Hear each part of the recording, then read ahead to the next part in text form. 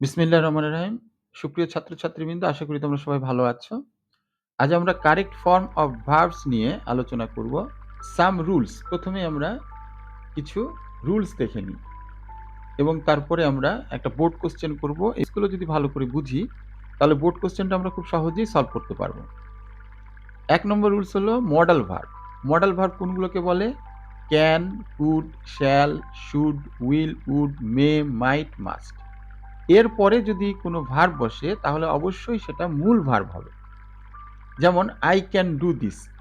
মূল ভার্ব কোনটাকে বলে? যেমন ডু এর মূল ভার্ব হলো ডু, এটার পাস্ট ফর্ম হলো ডিড, আর পাস্ট পার্টিসিপল ফর্ম হলো ডান। অর্থাৎ যেটা প্রেজেন্ট ফর্ম বা যেটা সিম্পল ফর্ম সেটাকে আমরা মূল ভার্ব বলে থাকি। ২ নম্বরে আছে সাবজেক্ট যদি থার্ড পারসন সিঙ্গুলার নাম্বার হয় এবং এরপরে যদি ভার্ব আসে তাহলে আমরা কি করব? ভার্বের শেষে এস বা ইএস যুক্ত করব। এস বা ইএস যুক্ত করব। যেমন I do, we do, you do, he, she, it, does, they do. Person কাকে বলে? তুমি কাকে নিয়ে সবচেয়ে বেশি চিন্তা করো? নিজেকে নিয়ে বেশি চিন্তা করো, এটা হলো ফার্স্ট পারসন। তারপরে কাকে নিয়ে চিন্তা করো? যে তোমার পাশে আছে, অর্থাৎ ইউ।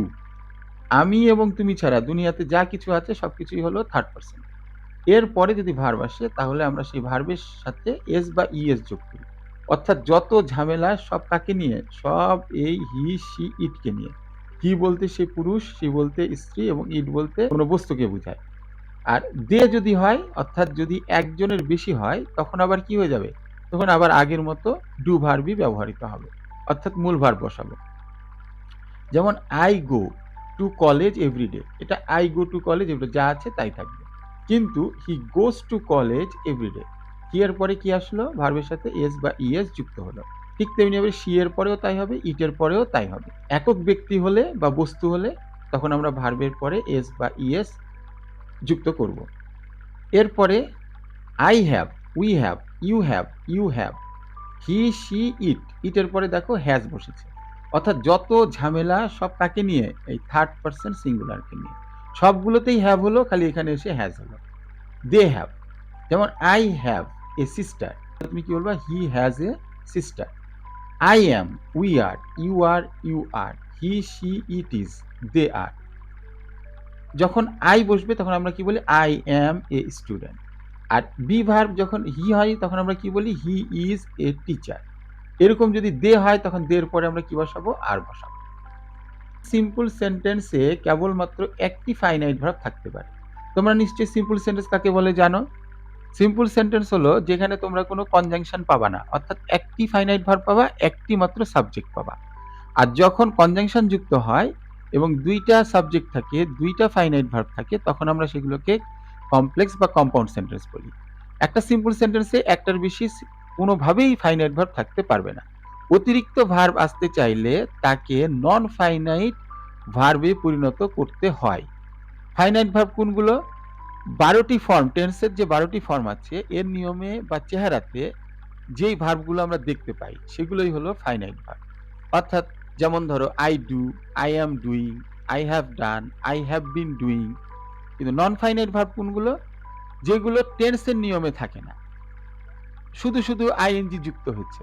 আসলে তো ভার্বের সাথে শুধু আইএনজি যুক্ত হয় না, ভার্ব টু বি ছাড়া। যখন আমরা কন্টিনিউয়াস টেন্সে করি তখন কি বলি? I am teaching, I am reading, I am writing, he is playing. কখনো কি আমরা বলি হি প্লেয়িং? একথা কখনো বলি না। যদি আমরা দেখি যে এইরকম ভার্বের সাথে শুধু আইএনজি যুক্ত হয়েছে তখন আমরা বুঝবো যে এটা নন ফাইনাইট ভার্ব। যেমন গোয়িং দেয়ার আই স হিম। এখানে গোয়িংটা হলো নন ফাইনাইট ভার্ব, সটা হলো কোন একটা টেন্সের নিয়মে আছে, এটা হলো ফাইনাইট ভার্ব, পাস্ট ইনডিফিনিট টেন্সে আছে।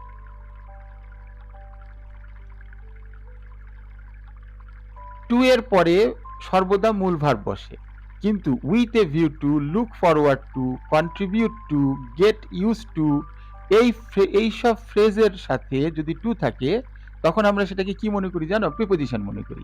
প্রিপোজিশনের পরে যেরকম ভার্ব আসলে আইএনজি যুক্ত হয় ঠিক তেমনি এগুলোর পরেও ভার্ব আসলে কি হবে? আইএনজি যুক্ত হয়। যেমন he went there to buy a car, কিন্তু he went there with a view to buying a car. ঠিক তেমনি ভাবে কিন্তু আমরা প্রিপোজিশনের পরে ভার্ব আসলেও কি করি?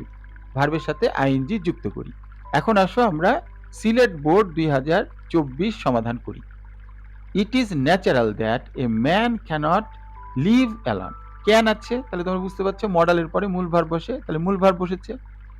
একজন মানুষ একা একা বসবাস করতে পারে না। অলওয়েজ নিডস, এই যে হি আছে এই জন্য কি হয়েছে third person singular number, S যুক্ত হয়েছে। কোম্পানি, তার সবসময় কোনো সঙ্গী দরকার। He has to express his thought and ideas, তাকে সবসময় তার নিজস্ব চিন্তা এবং ধারণাকে প্রকাশ করতে হয় অন্যের কাছে। টু এক্সপ্রেস, টু বলতে ইনফিনিটিভ, টু এর পরে সবসময় মূল ভার্ব বসে, তাহলে এখানেও তাই হচ্ছে, টু এর পরে কি বসেছে মূল ভার্ব বসেছে।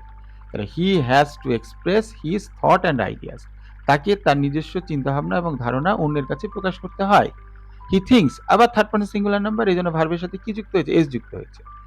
Of others, while others have the same needs, সে অন্য সম্পর্কে চিন্তা করে যেমন অন্যেরাও তার সম্পর্কে চিন্তা করে।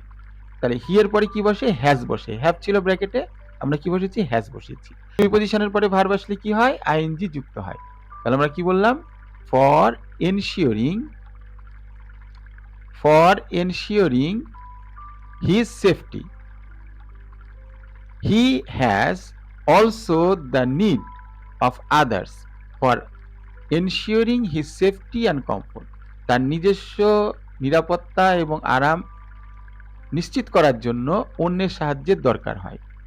তাহলে ফর এর পরে কি বসেছে, যেহেতু ফর একটা প্রিপোজিশন এই জন্য প্রিপোজিশনের পরে ভার্বের সাথে আইএনজি যুক্ত হয়েছে।